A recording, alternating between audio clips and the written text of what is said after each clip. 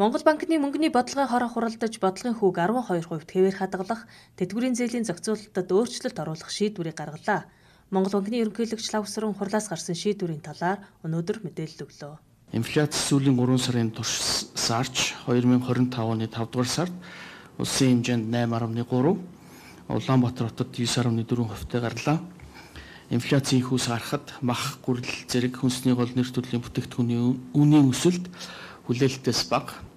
За мөн импортын барааны үн хүлээлтээс бага өссөн нь голлох нөлөө үзүүллээ гэж Монгол банкны зүгээс харж байна. Түүнчлэн үндэсний статистикийн хорооноос тооцдог хэрэглээний үнийн индексийн сагс шин суурьд шилжсэн нь инфляцийн тооцооллыг өөрчилж бас өмнөхөөс бууруулсан болно. Засгийн газрын шийдвэрийн дагуу төрөөс үйлчилж буй үйлчилгээний төлбөрийг энэ онд нэмэхгүй байхаар шийдвэр гарсан.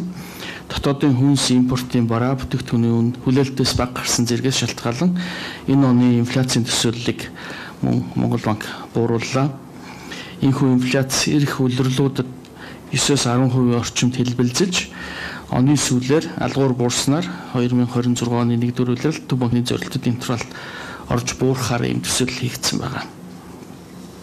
Дэлхийн зах зээлд нүүрсийн үн буурч гадаад орчны эмзэг байдал өндөр байгаа энэ үед томоохон төслүүдийг дотоодоос санхүүжүүлэх шаардлага үүсвэл төгрөгийн ханшинд ирэх дарамт нэмэгдэж инфляцийг эрчимжүүлж болзошгүй байгааг бол мөн анхаарах зүйтэй байгаа.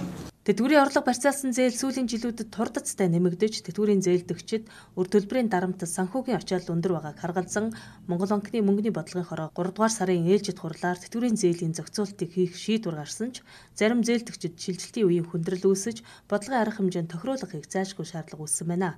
Тэтгэврийн зээлийн үлдэгдэлтэй өндөр төлбөртэй зээлдэгчид үүсэж байгаа хүндрэлийг шийдвэрлэх хүрээнд зохицуултын арга хэмжээ авахар шийдвэрлэжээ. Тухайн зээлдэгчид өмнөх тэтгэврийн зээлээ төлсний дараах дахин зээл авах шаардлагатай санхүүгийн хэрэгцээ хангахад дэмжлэг үзүүлэхийн зэрэгцээ зээлийн төлбөрийн ачааллыг аажмаар бууруулахад чиглэгдсэн болно. За тэтгэврийн зээл нь мөн чанарын хувьд цалин барьцаалсан хэрэглээний зээлтэй адил тул нэгдсэн нэг стандартыг мөрдүүлэх алгуур шилжилтийг ингээд хэрэгжүүлж эхлэхээр боллоо. Монгол банкны бодлогын шийдвэр нь инфляцийн дунд хугацаанд зорилттой түвшинд тогтворжуулах, эдийн засаг санхүүгийн салбарын тогтвортой байдлыг хангах зорилттой нийцтэй болгон энэ үеэр илэрхийлж байла. Цаашид эдийн засгийн сэргэлт инфляцийн төлөв, нийлүүлэлтийн хүчин зүйлс, олон улсад бий болж буй өөрчлөлтүүдтэй уялдуулан бодлогын дараагийн алхмуудыг тухай бүрд нь авч хэрэгжүүлэхээ илэрхийллээ.